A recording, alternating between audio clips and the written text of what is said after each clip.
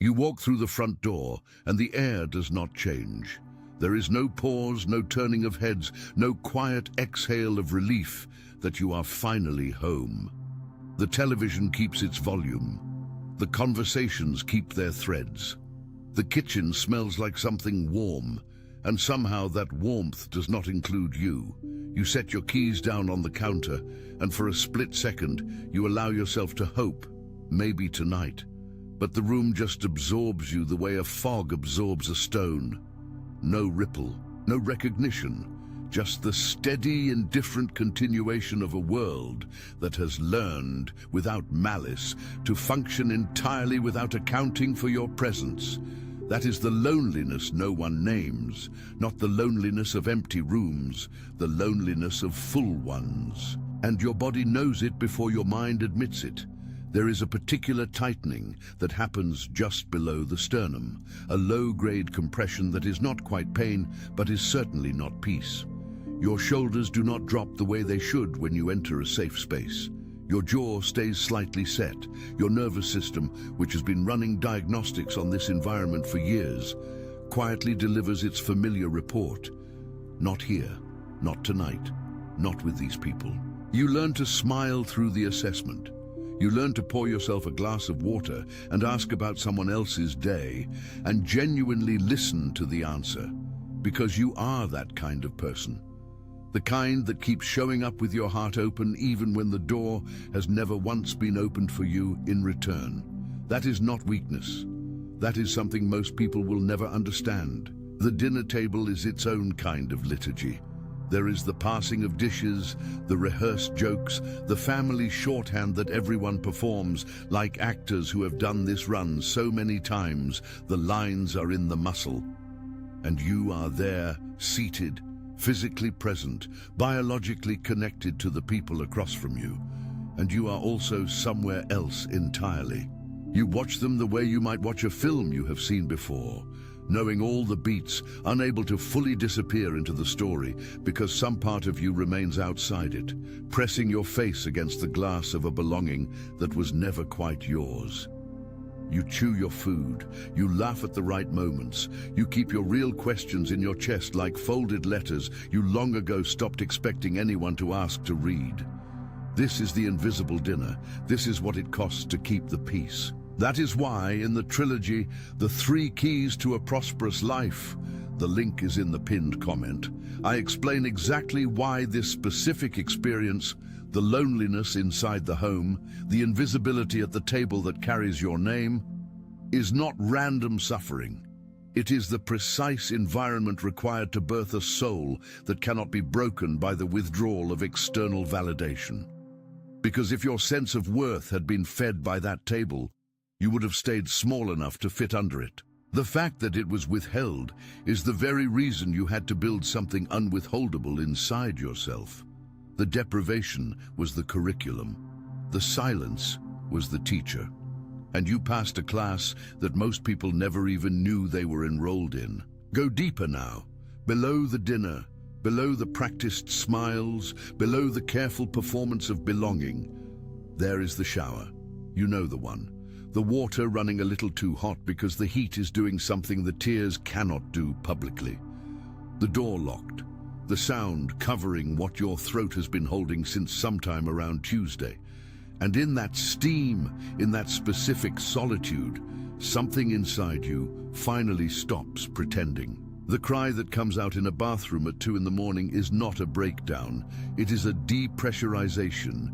It is your body processing a spiritual weight that it has been carrying upright and in public all day, all week, all year. The biological truth of it is stark. Your cortisol levels are doing what they do when a creature is chronically unseen, when belonging is perpetually withheld. Your system is not malfunctioning. It is responding perfectly to an environment that was never designed for someone like you. But here is what is happening in the unseen abyss while that water runs. Something is being stripped away that was never yours to carry. Every tear that falls in that bathroom is dissolving a layer of the false self you constructed to survive that table, that household, that dynamic. Every time you collapse in private and then stand back up without bitterness, you are completing a refinement that cannot be replicated in comfort. The mystics called it the dark night of the soul. The metallurgists would call it the removal of impurities under sustained heat. What it actually feels like is just exhaustion, a bone-deep, identity-level exhaustion that comes from the sustained effort of being fully alive inside a space that keeps insisting you are only partially real. That exhaustion is not a sign that something is wrong with you. It is a sign that the fire is doing exactly what fire does. You are not the first soul to be handed this particular examination. Long before you sat at that table forcing your smile, a young man named Joseph sat in a pit while his brothers, his own blood, ate a meal nearby and negotiated his price. The text says they sat down to eat bread, they sold their brother, and then had lunch. If you have ever watched the people who were supposed to protect you move on with remarkable ease while you were still processing the wound they caused, you know that scene from the inside. And what is easy to miss, what the Sunday school versions tend to sanitize, is that Joseph had no divine announcement at that moment. No angel descended into the pit. No voice confirmed that this was preparation. He had nothing but a coat now torn and a memory of a dream that suddenly looked like delusion. That is the moment you have lived. That is the texture of it. And David, the shepherd boy, overlooked by his own father when the prophet came to anoint a king. Samuel asked Jesse to present his sons, and Jesse presented 7 of them. 7. He did not even think to call David in from the field.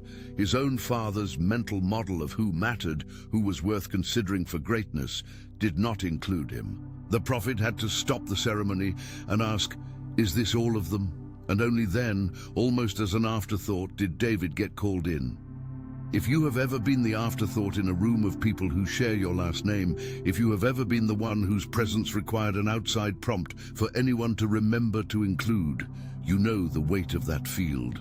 You know what it means to tend your post faithfully while the ceremony happens without you, trusting that the anointing will find you anyway. There is a reason the same pattern runs through every tradition. The ones who carry real spiritual authority are almost universally first subjected to the specific rejection of their innermost circle. Not strangers, not enemies, the people at the table. Because the final exam is never about whether you can endure hostility from those who never loved you.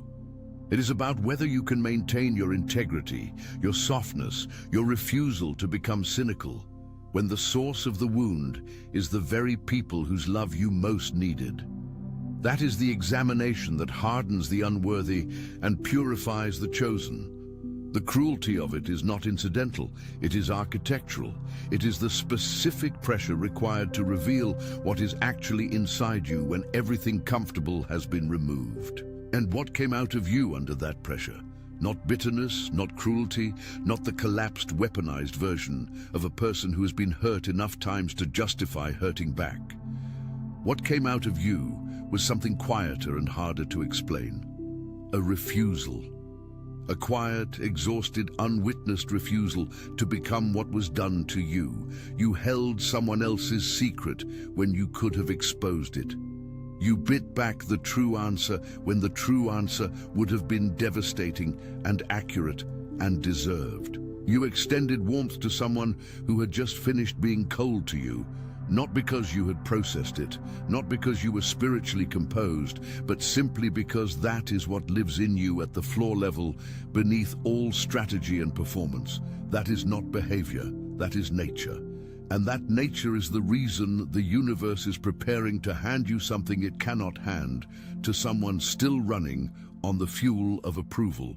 Now let me tell you what your difference actually does to the room. It is not subtle and it is not imagined. There is a specific kind of irritation that your presence generates in certain people. Not because you have done anything wrong, but because you have not done the thing they needed you to do, which is to stay unconscious. Your awareness functions like a light left on in a room where everyone has agreed, without stating it, to remain in the dark.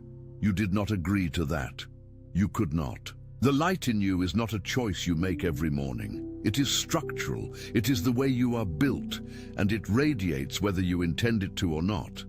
And the people around you who are still choosing the dark do not experience that light as warmth. They experience it as exposure. They experience it as an accusation that was never made, but is somehow always present. So they do what people do when they cannot handle what they cannot name. They criticize your sensitivity. They call your depth a liability. They deliver their control wrapped in the packaging of concern. You are too emotional. You think too much. You need to come back down to earth. And there is a particular cruelty in this specific maneuver because it is so plausible. It sounds like advice. It sounds like someone who loves you trying to protect you from yourself. And there is always just enough performance of care in the delivery that doubting it feels ungrateful. So you absorb it. You turn it over. You wonder for the 10,000th time if they are right. If the problem is the sensitivity, the depth, the refusal to function at the surface level everyone else seems perfectly content to inhabit. That wondering is the wound inside the wound. But here is what is actually happening beneath the surface of that criticism. The person delivering it is experiencing something they have no vocabulary for. They are watching you refuse the numbing mechanism that they accepted long ago, and your refusal is a mirror they did not consent to stand in front of. Your emotional availability reminds them of their emotional shutdown.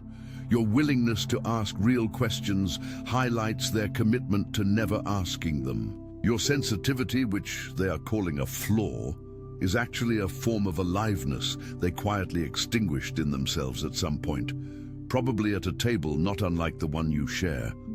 And seeing it operational in you produces a grief they cannot identify and an anger that needs somewhere to go. You became the somewhere. It is not fair. It is not about you.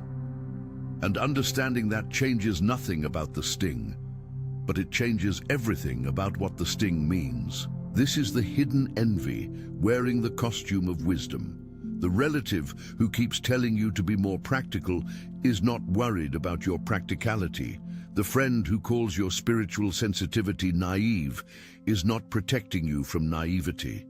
The family member who sighs at your questions is not sighing because the questions are wrong. They are sighing because the questions are right, because they are questions that, if seriously entertained, would require something from the sire that they have decided they cannot afford to give. Your presence demands a kind of honesty that is genuinely threatening to anyone invested in a particular story about themselves and the world. That is not a compliment you can celebrate loudly, but it is the truth you need to stop apologizing for. As I teach deeply in the material, The 3 Keys to a Prosperous Life, I left the link for you in the pinned comment. This pain is not a personality disorder, and it is not spiritual immaturity. It is the documented, consistent, cross-cultural experience of every soul that carries genuine light into a system that organized itself around managing that light rather than celebrating it. You are not too much. You are exactly enough, inside an environment that was built for less. And the distance between those two things, between what you are and what this environment was designed to hold, is not a gap you need to close by shrinking. It is the gap the universe is about to fill by moving you. Because what they called your weakness was your assignment. The sensitivity they told you to dial back is the exact instrument you will use to reach the people who have been waiting for someone who can actually feel what they feel without flinching. The depth they found exhausting is the depth that will make someone feel, for the first time in their life, that they are not too much either. The difference that made you the black sheep in one room makes you the shepherd in another. And that transition from the rejected to the recognized, from the invisible to the unmistakable, is not something you manufacture. It is something you step into when you stop spending your energy maintaining your smallness to keep the peace in a room that was never at peace to begin with. Joseph's brothers bowed before him eventually, not because Joseph chased that moment, not because he rehearsed it, planned for it, or built his identity around the fantasy of it. It arrived as a consequence of an alignment between his character and his calling that no human opposition could permanently interrupt. David was anointed in the field with the oil still smelling like livestock, and the ceremony still technically incomplete in his father's imagination. And the anointing held. The pattern is not random. The ones who are handed the genuine article are almost always first required to prove, in the most unglamorous and unwitnessed conditions possible, that they are not carrying it for the applause. And you proved it. In the bathrooms, at the tables, in the moments where you had every legitimate reason to harden and chose, for no audience and no reward, to remain open. In the conversations where you extended understanding to someone who had just finished misunderstanding you, in the private decisions that no one will ever know about. The shortcut you did not take, the secret you did not use, the cruelty you did not return. Those moments are not invisible to everything. They are the most visible thing in the universe from the perspective of the intelligence that actually counts the coins. Every one of those moments was a deposit into something that cannot be taxed, cannot be stolen, and cannot be inflated away by someone else's opinion of you. Now I need to tell you something about the people who have been removed from your path. Some of them left loudly, dramatic exits, slammed doors, final accusations that were supposed to wound. Some of them left quietly. A gradual cooling, an increasing distance, a relationship that simply stopped generating heat until one day you realized it had gone cold without a funeral. And in both cases, there was grief, real grief. Even if the relationship was painful, even if the person was harmful, there is still grief for the version of that connection you needed it to be, and it never was. That grief is valid, and it is not weakness. It is the appropriate human response to the death of something you invested in with genuine love. But here is what you could not have seen from inside the grief. The removal was not punishment, it was protection. Not protection from discomfort. You were already uncomfortable. Protection from a specific outcome that would have consumed the trajectory that is now opening in front of you. Because certain connections, no matter how beloved, have a ceiling. And if you had stayed inside the shelter of that ceiling, if the approval had been given, if the belonging had been granted, if the validation had arrived on schedule, you would have stopped building. You would have settled into the comfort of being understood by that small room and never discovered what it means to be recognized by the wide world. The removal hurt. The removal also aimed you. There is a woman in the oldest stories who was told not to look back. She and her family were being led out of a city that was about to be consumed, and the instruction was clear and simple: do not turn around. And she turned around, and she became a pillar of salt, frozen in the posture of looking backward, preserved permanently in the moment of her return to something that was already burning. I have thought about her often. I do not think she turned back out of disobedience. I think she turned back out of the most human thing imaginable. She turned back because she wanted one more look at the life she recognized before stepping into the life she could not yet see. And that wanting, that completely understandable, completely human wanting, froze her. The old approvals are on fire. The validation you used to receive from that table, or long for from that table, or perform yourself into knots to try to finally earn from that table is behind you. And there will be moments on this road where everything in you will want to turn and look back. Not because the fire was good to you, because it was familiar. Because familiar, even when it burns, has a kind of gravity that unfamiliar does not yet possess. The temptation is not to return to something wonderful. The temptation is to return to something known. and known, when the alternative is an uncharted landscape where you are not yet sure of your footing, can feel safer than it has any right to feel. Do not turn around. Not because looking back is forbidden, because what is behind you cannot hold what you have become. The solitude that is coming, and some of it is already here, is a different species than the loneliness of the table. The loneliness of the table was the ache of being surrounded by people who could not see you. The solitude of the transition is the temporary quiet of a season between one chapter closing and the next one not yet fully open. They can feel similar from the inside because both involve being alone, but they are categorically different in their source and their trajectory. The loneliness of the table was a wound. The solitude of the transition is a womb, and the thing that is being formed in this quiet, the clarity, the rootedness, the settled knowing of who you actually are when no one's approval or withdrawal is actively shaping your answer, is the foundation that your next chapter will be built on. Because you cannot build a new table on an old foundation. The family patterns you inherited, the emotional unavailability, the performance of closeness without the substance of it, the generational agreement to manage feelings rather than actually have them. Those patterns are encoded.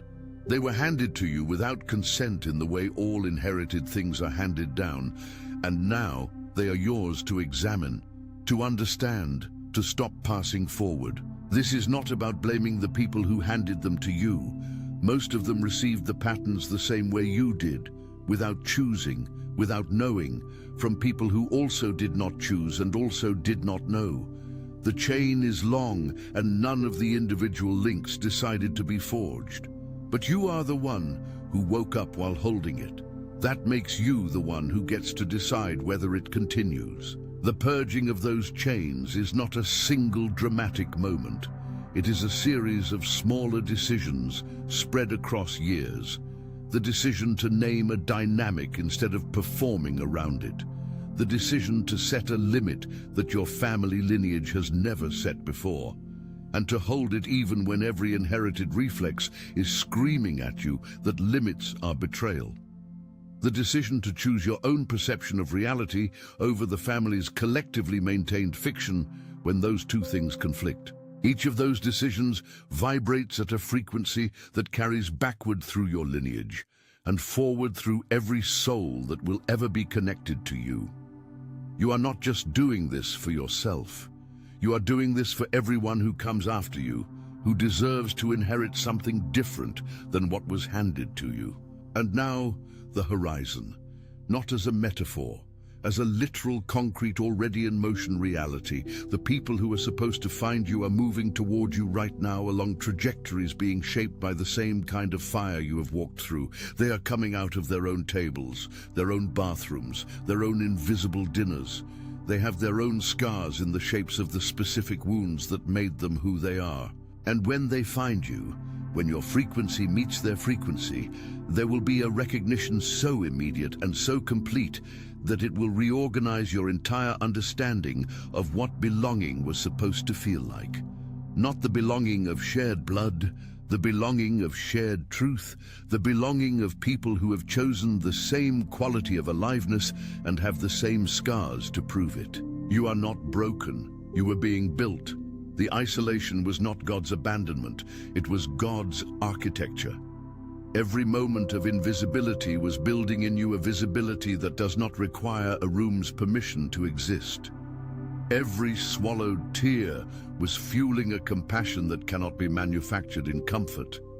Every table that had no seat for you was teaching you what it means to be hungry enough to build your own. The crown the title speaks of is not a metaphor for someday. It is the acknowledgement of what you already are, what you became in the dark, what came out of you when you were too depleted to perform anything other than your actual nature. That nature is extraordinary. That nature is needed. That nature is the answer to prayers being prayed right now by people you have not met yet, who are desperate for someone who went through the fire and came out still holding warmth Heaven does not crown performance. It does not crown the impressive public demonstration of spiritual strength. It crowns the private, unglamorous, unwitnessed integrity. The character revealed in the moments no one was watching, at the tables where no one was listening, in the showers where no one heard. It crowns what you actually are at your foundation when everything else has been stripped away. And what you are at your foundation, what has been revealed by every test this season placed in front of you, is someone who cannot be broken by the withdrawal of external love, because something permanent and internal has been established in its place.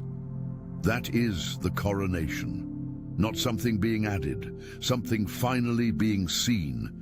Tonight, in the reading of these words, in this exact moment, you are being seen. This is the crown. Wear it forward. If you study the trilogy, The 3 Keys to a Prosperous Life, which link is in the pinned comment, you will see that everything I have walked you through in this script, the architecture of the loneliness, the design of the rejection, the specific refinement that happens when a soul is asked to maintain its integrity inside a system that rewards the loss of it, is not theoretical. It is the lived, documented, spiritually verified pathway of every soul that was ever trusted with genuine authority. The link is waiting for you in the pinned comment right now. Go find it. Take what is yours. The table is built. The seat has your name on it. The people are arriving.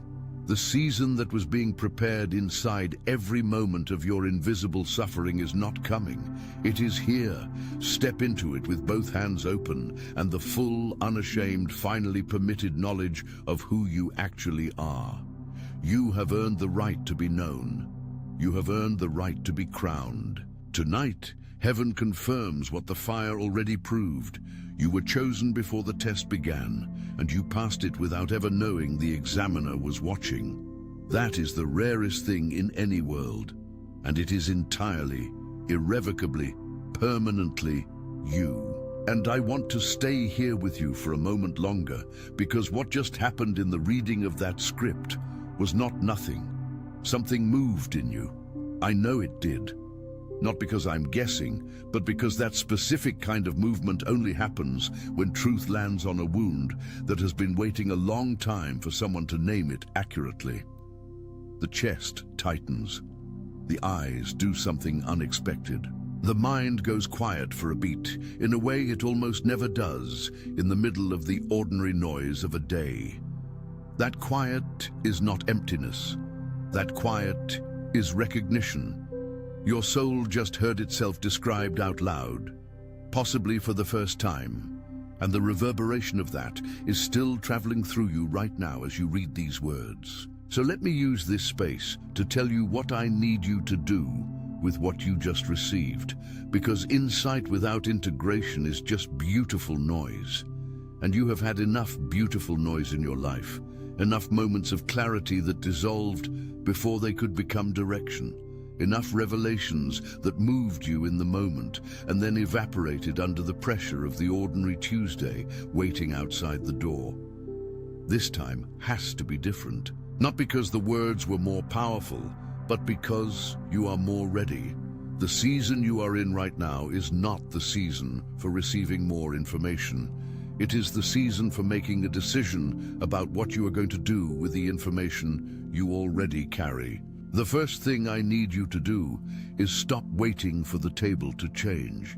This is perhaps the most important practical instruction I can give you, and it is the one that will cost you the most because it requires you to grieve something you are still quietly hoping for. That hope is understandable. It is the hope that the people who are supposed to see you will eventually see you, that the right conversation, the right timing, the right version of you will finally produce the recognition you deserved from the beginning. I am not going to tell you that is impossible. I am going to tell you that waiting for it is costing you the present. Every day you spend managing your aliveness to fit into a container that was never built for it is a day you are not spending building the thing you were actually sent here to build.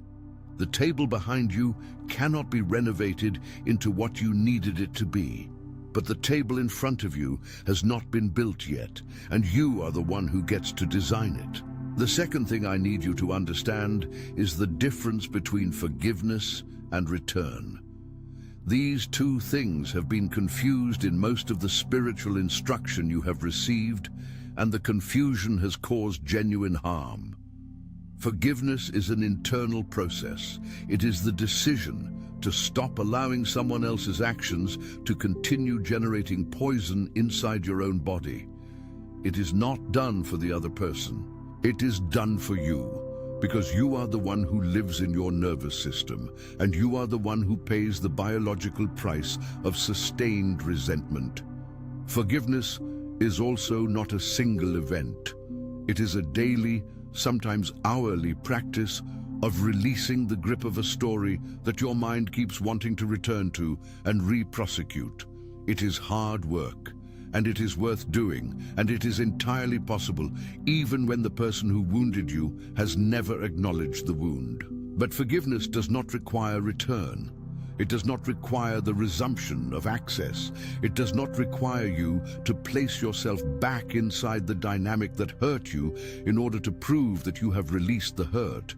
You can fully, genuinely, spiritually, completely forgive someone and simultaneously maintain a distance that protects your ability to function. These are not contradictory positions. They are the only honest position available to someone who has done the real work of self-examination and arrived at a clear-eyed understanding of what a particular relationship actually produces in them. Some doors close with love, some limits are set with open hands. The most spiritually mature thing you can do for certain people in your life is to love them from a distance that allows that love to remain real. The third thing, and this is where I need you to really stay with me, is that the new tribe does not arrive before the decision. This is the sequence that most people get backward. They wait to feel the safety of new belonging before they are willing to release the familiar belonging that is harming them. They want the proof of what is coming before they are willing to let go of what they are holding. But the universe does not operate on that sequence. The new connections, the resonant souls, the people whose wounds match your transformation and whose frequency matches the one you now carry. They are drawn toward the version of you that has made the decision. They cannot find their way to the version of you that is still waiting for permission from the old table to leave it. The decision creates the frequency creates the attraction, and the attraction brings the tribe.